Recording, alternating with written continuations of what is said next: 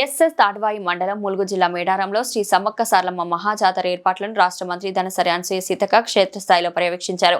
భక్తులకు ఎలాంటి లోటుపాట్లు లేకుండా ఏర్పాట్లు పూర్తి చేయాలని అధికారులను ఆదేశించారు. మంత్రి సీతక్క జిల్లా collector Divakar TS P Sudheer Babunath కేకన్లతో కలిసి చిలకలగుట్ట ప్రాంతాన్ని సందర్శించి భక్తుల రాకపోకలు భద్రతా మౌలిక సదుపాయాలను పరిశీలించారు.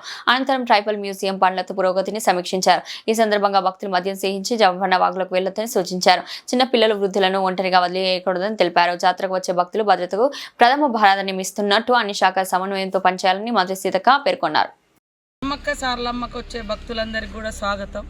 మరి అనాదిగా మనము జంపన్న వాగులో స్నానాలు చేసి తర్వాత దేవునికి సమ్మక్కకు సారలమ్మకు గోవిందరాజు పగడిద్దరాజులకు కానుకలు చెల్లించుకోవడం అనేది మన ఆచారం, అనాదిగా వస్తున్నటువంటి సాంప్రదాయం. కొంతమంది దానికి భిన్నంగా మరి డ్రింక్ చేసి వాగులోకి వెళ్ళి స్నానాలు చేస్తారు. దయచేసి అది చాలా ప్రమాదకరము. మరి వాగు పెరుగుతూ ఉంటుంది, నీళ్లు కూడా మరి ఎక్కువ ఉన్నప్పుడు మీరు అందులో దిగి ఇబ్బంది పడుతూ ఉంటారు. అక్కడక్కడ గుంతలు కూడా ఉంటాయి వాగులో, కాబట్టి అది ప్రమాదకరం.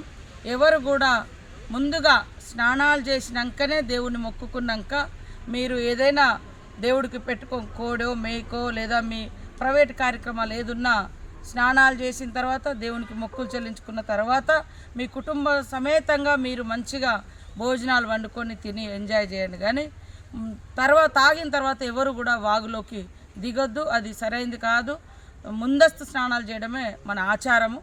అదేవిధంగా పిల్లల్ని కూడా ఒంటరిగా వదిలిపెట్టద్దు. వాగులో జంపన్న వాగులో మీరు దగ్గరుండి స్నానాలు చేయండి.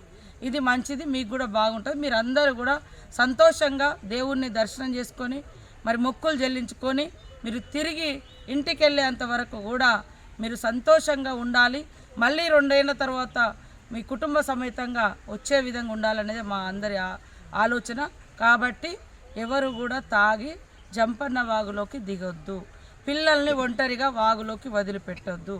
ప్రాణాపాయం ఏర్పడుతుంటాయి. మీరు జాగ్రత్తగా ఉండాలని మీ అందరికీ కోరుతాను.